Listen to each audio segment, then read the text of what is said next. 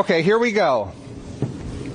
Hello and welcome to Jenkins Elementary School in Spring ISD. I am with the 3rd, the 4th, and the 5th grade Spring ISD. I am with the 3rd, the 4th, and the 5th graders here. Can everybody say hi to our KPRC2 audience? Oh man, that was an excellent hello. What I want to talk to you guys about today is actually some serious topics because I care about you guys, and where we live, we have dangerous weather. I think a lot of us know that. You guys already asked great questions about tornadoes, about flooding, about lightning, and we get all of that where we live. So I just want to say thank you about lightning, and we get all of that where we live. So I just want to say thank you so much for having me out today. So what I'd like to do is, if I remember which button to press, okay, I want to talk about what happened about a year ago at this time. It was a tornado outbreak that featured 5 different tornadoes. The one that you're seeing here is a video of an EF3. It had 140-mile-per-hour winds. It was 1,000 yards wide, which is 10 football fields. It started in Pearland, went through Pasadena and Deer Park, and it ended up in Baytown. And the person who shot this video was driving a vehicle, so he was trying not to get in a car accident, which isn't very smart, but he wanted to get this video, and there's the tornado. An EF3 that you're seeing off in the distance. So it was an incredible sight for that person to see and what they were seeing. And then, oh, I got to make sure. Am I touching the right button here? Let me make sure I've got this right. Okay, there it is. So, okay. So what I want to start with is talking about radar. So radar beams, first of all, they go out like this, or they used to go out like this. So say Brett, our photographer here, is a drop of rain. When it goes around, it hits Brett, and it comes back to me, and it tells me, hey, something's there that normally isn't there. So that's how I used to be able to see rain. Now what radar does, now that I'm dizzy, is that radar beams are called dual pole, and so they go like this. So what happens is when they look at Brett, they not only see that something's there, but they see how tall Brett is. And they're like, man, this guy is 6'2", and it's coming back to the radar. So that's when you're looking at rain. But what radar also does is it also looks at wind. So radar tracks winds, not just drops of rain. Red is wind moving toward the radar. Green is wind moving away from the radar. Look at right here. What you're seeing is where red and green are coming together. And so you're seeing now a twisting. And that is showing me that there may be a tornado there, and on this particular day, I just showed you the video, there was. There's also something called correlation coefficient, which is a big word for 3rd, 4th, and 5th graders, and even for me. But what I think is really fascinating about correlation coefficient, as I was telling you about scanning, and it's looking at Brett that's 6'2" tall, when things are flying through the sky that don't look like rain, that don't look like hail, but it's really large, what it's doing is it's telling me there's something in the air that shouldn't be there, like a side of a house, like bricks, like parts of a roof. So what you're seeing in these areas here, when I turn on the correlation coefficient, first of all, this is Deer Park, and all you're seeing is red. There's no distinction there. What you're seeing here, you see that big blue spot? That's telling me that there's something really large in the sky that shouldn't be there. So that's also showing that not only do you have what looks like a tornado on radar, but now you're seeing things fly through the sky. So I'm pretty confident at this point there's a tornado on the ground. And sure enough, here's some of the pictures of the Deer Park tornado damage. It knocked over a train that was on its tracks. There's a good example of what's flying around. So a shed, the radar's picking up that shed in a correlation coefficient. You see a home getting destroyed. Look at the cars, how damaged the cars are, all because of what's coming in from a tornado. Uh-oh. What did I do here? Oh, I think... Okay, it's fine.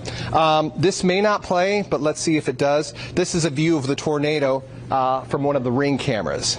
And sometimes that video doesn't play and it looks like it's not. So anyway, if you have a tornado and you're watching on TV or you're seeing me and I say there's a tornado warning that's coming toward your house, there's something very important to do. And it's, first of all, get away from windows. We are in a really bad spot for a tornado because if it comes this way, what does all the glass do? And it hits us, right? So there's a story. When I first moved here way back in 2003, one of the first stories I did was a tornado that hit a school in Sugar Land. It hit it went through, actually the library got the most damage, but basically, the principal saw it coming toward her school. She said on the intercom, hey teachers, tornado headed our way. They did the tornado drill. They knew what to do. So all the kids got away from windows. They got under desks. They covered their heads. And I mean, the tornado went through. It threw bricks. It threw books. It threw glass everywhere. But only 2 kids were only a little bit hurt. And they got scratches on their arms from glass, but they covered their heads. So they were safe. And I was like, how in the world is everybody safe here? And it's like all the kids stayed calm and they listen to their teachers. But at home you got to do the same thing. At home you got to get away from windows and put as much space between yourself and the outside. So there's a good spot. Farther in that way is a great spot to be for a tornado. So just keep that in mind. Stay calm, listen to your teachers, listen to your parents, but get away from things like this. Let's see, what is this now? Oops, I'm good. Let's see. Okay. It's my fault. I'm pressing the wrong button. Here's a couple of other examples. This is from 2 years ago in January, Kingwood tornado damage. Look at what it does to roofs, garages, and buildings. Most of the tornadoes we get, even though I started with the strong one, are EF0 and EF1s, which have wind speeds 65 to 109 miles per hour. They're usually pretty small, and if you do the right thing, you're going to be okay. The problem is if you do the wrong thing. So how do tornadoes form? That was a great question we had before we started. So first of all, I was mentioning the football. So first of all, you have strong winds. So you have to think of the atmosphere as the ground going to the top. So here on the ground, we have winds that might blow this way. Going up a little, we might have winds that blow this way. So do you see what's happening? You now have winds that are going like this. They're like this at the ground. They're coming in a different direction. And so do you see the tube that's starting to form? That tube forms. To get rain, you need moisture and lift. So that lift comes up, the clouds condense, you get rain that comes down.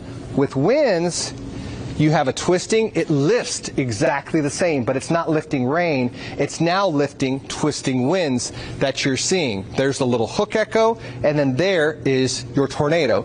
So it's a lot like a football. So where's Michael at, who asked me the football question? Come on up here, Michael. So he's going to demonstrate to me how a tornado forms, because it's a lot like a football. So Michael, come on over. So what's happening on the ground is you're getting a twisting like this. Are you cold, Michael? You're putting your coat on. You're just putting your coat on? Okay. So do you see that? Does everybody see how this is going? Yeah. Michael, stand over there. So this is all that's happening on the ground. When you get lift, it goes up. Good catch. Do the same thing to me. See how it's coming up? Ooh, do you see the twisting? That's what's happening. Now it goes up. Do you see that? Great catch. Do it to me again. That's what's happening. That's how a tornado is forming. Now, will there be a tornado if it just goes like this? No. It's just twisting winds. You also need instability, which is lifting it. Now, you're not going to get a tornado like that because there was no, did you see? There was no twisting. This creates the lift. Yep. Now it's a little different. Do you see that? So it's got to be perfect. Great job. Everybody give Michael a big round of applause.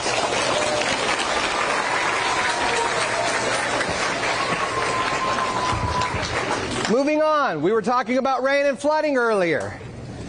Why does it flood here? We are flat. We get heavy rain where we live in southeast Texas. There's a kid your age in a canoe.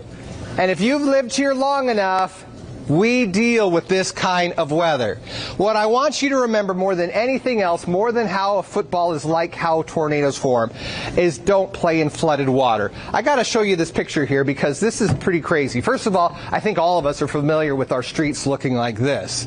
But the number one lesson is don't play in flooded water. If you can see this image, here are two kids that are hydroplaning on the back of a pickup truck in white shirts in white water. They're really hard to see. There's a kid in the back shooting it for either Instagram, Snapchat, TikTok, I don't know, but he's shooting the video. There's a kid hanging out the window that's watching it all unfold, and then you have cars behind them that are like, oh my gosh, hold on, and what are these kids doing? Now, I will tell you, nothing bad happened in this picture. But I will also tell you that working for the news, we've done a lot of stories on kids your age who've gotten really hurt because they made the choice to play in flooded water. So don't ever do that. Don't play in flooded water. Oh, I pressed the wrong button again. Here's a question for you. It's flooding. What is this a picture of? One third grader, raise your hand if you know what this is a picture of, or you think you know what this is a picture of. Yes, real loud. A flood? Yes, it is a flood, but what's the brown thing in the middle? A ball? Good guess. Let's go to a fourth grader and see. Yes. What is this a picture of? Yep. It's a rock? Great guess. We got a ball. We got a rock. Fifth grader, real loud. Yes, really loud. What is this a picture of? Yes. I can't hear. What'd you say? An animal? Ooh, that's a great guess. A ball? Flood, animal, animal's the closest. It is ants. I knew it. You did, good job. Ants are like me. They hate getting wet. And so what ants do when it floods is they get pushed out of their ant hole, first of all, and then the ones that are not very important get on the base, and they lock arms or tentacles. And the ones that are a little more important get on top of them. So the ones that are a little more important get on top of them. And ultimately, the queen is on top with white. What are really important to these ants that are in white? Just say it. Eggs. Eggs. The eggs. So that's very important to them. But here's the problem. If you're playing in flooded water, you're a dry island to them. And you know how bad 1 or 2 ant bites hurt. Imagine getting bit by hundreds. So don't play in flooded water. Teachers, if you don't know how deep the water is, don't drive through it. I don't know the answer to this question. I don't know if this is 2 feet, 2 inches, 20 feet, if it's an out bridge, and you're in trouble if you drive through that. Some big cars can make it through flooding. Some big cars can't. Water is powerful. This kid looks just like you. Your height, your weight, and the flooding water is moving him and his dad's truck off the side of the road. 2 feet of water will make your car float. The problem with our cars is they don't float.